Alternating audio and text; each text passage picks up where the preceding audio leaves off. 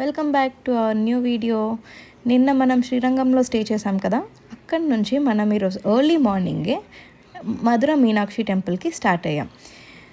భారతదేశంలోనే అత్యంత పవిత్రమైన అద్భుతమైన దేవాలయాల్లో ఒకటి మధురై మీనాక్షి అమ్మవారి ఆలయం. శ్రీరంగం నుంచి మధురై సుమారు 180 కిలోమీటర్స్ డిస్టెన్స్ ఉంటుంది.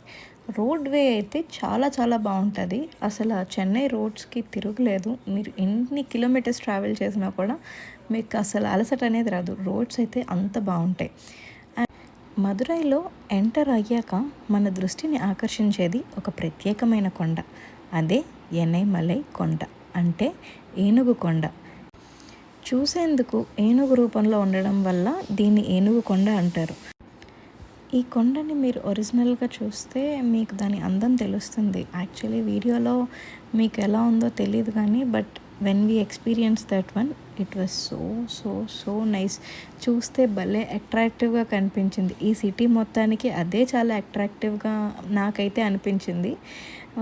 సో మీరు ఇక్కడికి వచ్చినప్పుడు ఈ కొండని చూడడం మిస్ అవ్వద్దు. మధురైలో ఎంటర్ అవ్వగానే మన శరవణన్న స్టోర్స్ కనిపించింది. తెలిసిందే కదా శరవణన్న స్టోర్స్. ఎవరైతే లెజెండ్ ఫ్యాన్స్ ఉన్నారో వాళ్ళు కొంచెం లైక్ చేసుకోండి.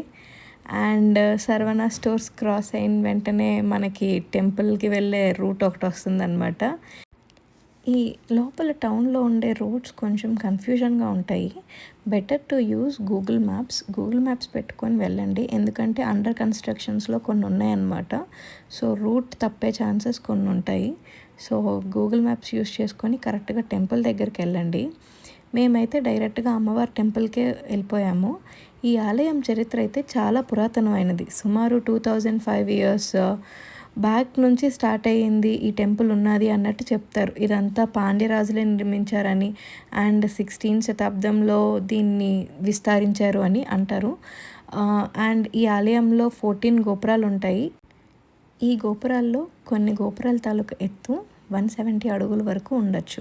అండ్ వాటిపైన ఉండే శిల్పాలు, ప్రతి గోపురం పైన ఉగ్ర విగ్రహాలు చూసి మనం ఆశ్చర్యపోవాలి. ప్రతి గోపురం ఒక కళా ప్రదర్శనలా ఉంటుంది.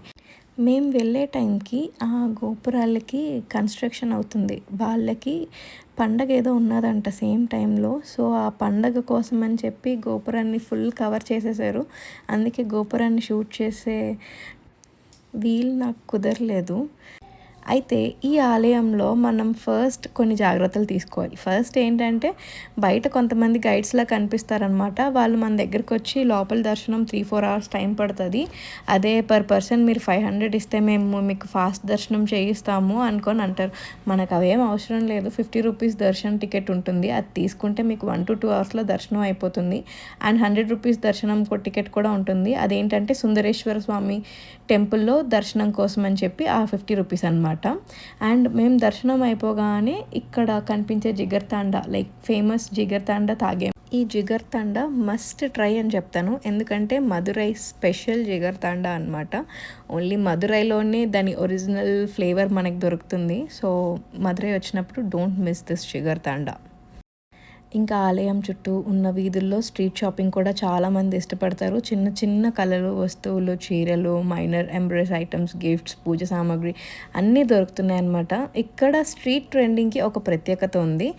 ప్రతి షాప్లో ఒక మంచి వెరైటీ ఐటమ్స్ కనిపిస్తూ ఉంటాయి అన్నమాట. ఇలా మధురైలో గడిపింది కొన్ని గంటలే అయినా కూడా మన మనసుకి తాకే జ్ఞాపకాలు ఎన్నో ఉంటాయి అన్నమాట.